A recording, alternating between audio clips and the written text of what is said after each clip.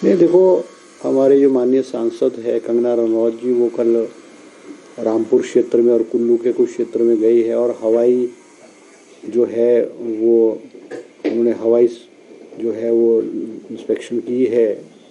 और जो उनका बयान है वो बचकाना बयान है।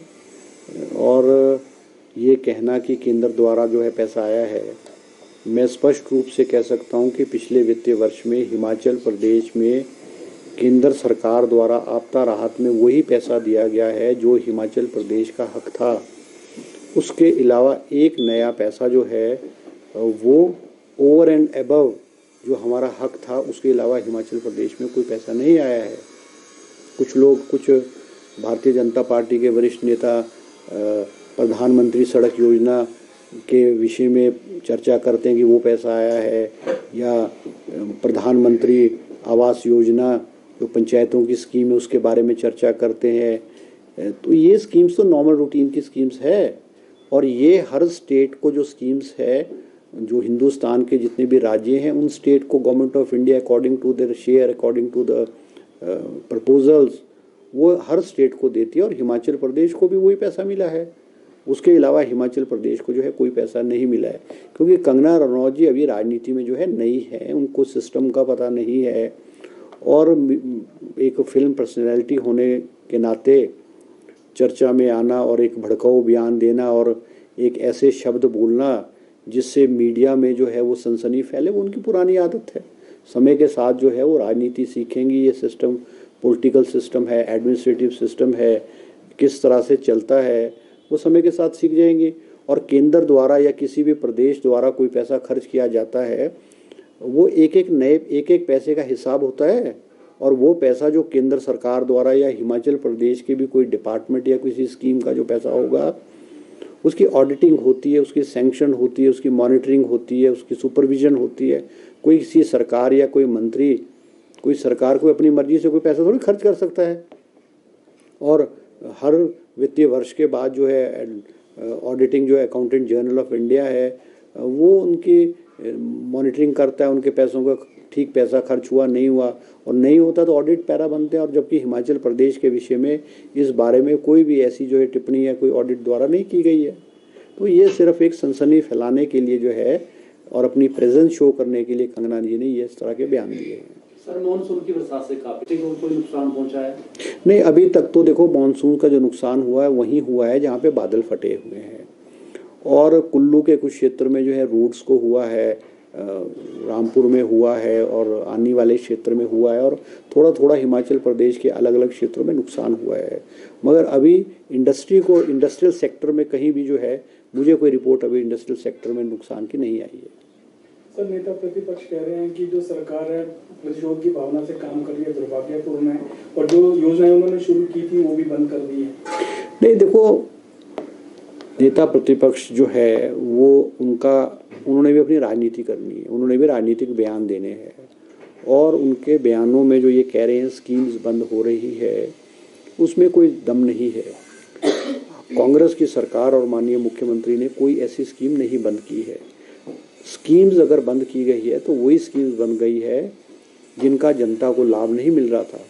अब ये जो आपके हिमकेयर की स्कीम है जिसका ये जिक्र कर रहे हैं, या आयुष्मान भारत की स्कीम है जिसका जिक्र किया जा रहा है, मैं आपके माध्यम से ये भी कहना चाहूँगा कि जो ये कहते हैं कि आयुष्मान भारत जो है गवर्नमेंट ऑफ इंडिया की स्कीम है, हिमाचल प्रदेश को आयुष्मान भारत में केवल 45 करोड़ रुपए मिलते हैं। उससे ऊपर का खर्चा जो है वो हिमाचल की सरकार वहन करती है। पिछले वित्तीय वर्ष में आयुष्मान भारत में राउंड अबाउट को 85 करोड़ रुपीस के करीब खर्चा किया गया है, जिसमें से कि 45 करोड़ रुपया जो है वो गवर्नमेंट ऑफ इंडिया से आता है और 40 करोड़ रुपए के करीब हिमाचल प्रदेश ने आयुष्मान भारत स्कीम में जो है वो पैसा खर्च किया है। और हिमकेयर स्कीम में ठीक है, हिमकेयर स्कीम जो है जब मुख्यमंत्री के ध्यान में ये लाया कि प्राइवेट हॉस्पिटल्स जो हैं वो ओवर चार्जिंग कर रहे थे और इस पैसे का जो आधार कार्ड की डुप्लीकेसी और उस आधार पे जो पैसे को गबन करने के हॉस्पिटलों ने प्रयास किया, और इस तरह की बहुत सारी शिकायतें जो हैं सरकार की और हेल्थ डिपार्टमेंट के समक्ष में आई है। अब सरकार ने फैसला किया है कि जो हेल्थ केयर स्कीम है, हिमाचल की हेल्थ केयर स्कीम है, वो सरकारी अस्पतालों में ही जो है उसकी इम्प्लीमेंटेशन होगी। तो इसमें मुझे लगता कोई ऐसी बुराई नहीं है। और पिछली सरकार ने एम्पेनलमेंट ऐसे बहुत सारे ऐसे हॉस्पिटल्स को एम्पेनल किया था इन स्कीम्स के लिए, चाहे आयुष्मान भारत है, चाहे हेल्थ हिम केयर स्कीम है, कि जिन पे बेसिक फैसिलिटी नहीं थी, और वो हॉस्पिटल जो है वो करोड़ों रुपए के जो बिल्स रेज करके हिमाचल सरकार को बिल रेज करके करते थे। और अधिकांश हॉस्पिटलों में जो फर्जीवाड़ा था, तो सरकार अब गंभीरता से जो है वो इन्होंने बंद किया है, और ऐसी चीज़ें हिमाचल प्रदेश के हॉस्पिटल्स में ना हो, इसलिए सरकार ने फैसला किया गया है। सर, मानसून 70 के बाद मानसून 70 दिन का रखा गया है आपकी तरफ से।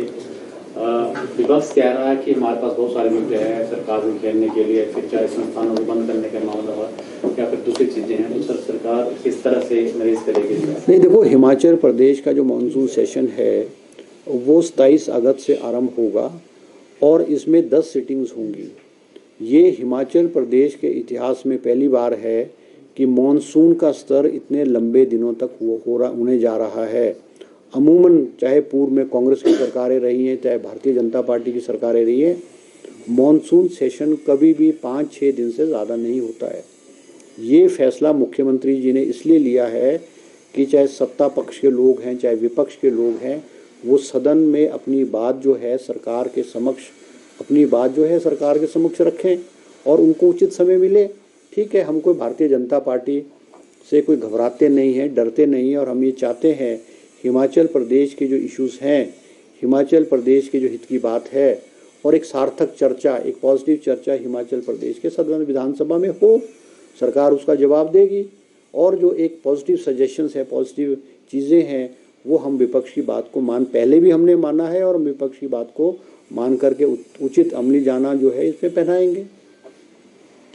सर, जो मेडिकल डिवाइस पार्क का कुछ पैसा वापसी लौटाने को लेकर के सहमति, मेडिकल डिवाइस पार्क में जो है वो विस्तृत रूप से कैबिनेट में भी चर्चा हुई है, और क्योंकि सरकार को ऐसा लगता था कि मेडिकल डिवाइस पार्क से हिमाचल प्रदेश को कोई ज़्यादा लाभ होने वाला नहीं है, क्योंकि उस पर जो बिडिंग के आधार पे मेडिसिनल डिवाइस पार्क पूर्व की भारतीय जनता पार्टी सरकार ने लिया था, उसमें 1 रुपये मीटर पे जो है ज़मीन देने की बात की गई थी, 3 रुपये यूनिट बिजली देने की बात की गई थी। तो सरकार को लगा कि ये हिमाचल प्रदेश के हितों के लिए it is not positive for the state of Himachal Pradesh. तो उन्होंने अभी फैसला भी, इट इज़ अंडर कंसिडरेशन, और हम उसको कुछ पोर्शन में मेडिसिनल डिवाइस पार्क जो बन रहा है उसमें हम 25%, 30% एरिया में मेडिसिनल डिवाइस पार्क बनाएंगे, और बाकी जो लैंड है वो मार्केट रेट पर बेच करके हम, जैसे जेनरिक मेडिसिन्स है और हिमाचल प्रदेश में जो ग्रीन इंडस्ट्रीज़ है उनको प्रमोट करने के लिए हम उस क्षेत्र को जो है इस्तेमाल करेंगे। सर, अभी आप कुछ जिलों के दौरे पे गए थे, इस प्रकार के उद्योग स्टार्टअप करने जा रहे हैं? नहीं, अभी तो मैं गया था, मेरा मकसद था हिमाचल प्रदेश में जो बॉर्डर एरियाज़ हैं वहाँ पे जो इलीगल माइनिंग है उसको रोका जाए, और हमने सरकार को और डिस्ट्रिक्ट एडमिनिस्ट्रेशन को सख्त आदेश दिए हैं, चाहे BBND एरिया है, चाहे ऊना है, चाहे कांगड़ा के बॉर्डर एरियाज़ है, चाहे सिरमौर के एरियाज़ है, वहाँ पे सख्ती से निपटा जाए इलीगल माइनिंग के लिए। चाहे किसी भी ओहदे पे बैठे हुए लोग हैं उनके खिलाफ उचित कार्रवाई की जाए। और मैंने खुद भी, और मुख्यमंत्री के मुझे आदेश थे कि कोई पॉलिटिकल इंटरफेरेंस नहीं की जाएगी, और मैंने एडमिनिस्ट्रेशन को स्पष्ट रूप से कहा है कि ये आदेश मुख्यमंत्री के हैं, चाहे सत्ता पक्ष के लोग चाहे विपक्ष के लोग जो कुर्सियों पे बैठे हैं उनकी बात को ना माना जाए, और जो गलत काम करता है, इलीगल काम करता है, उसके खिलाफ अकॉर्डिंग टू द लॉ सख्त एक्शन लिया जाए।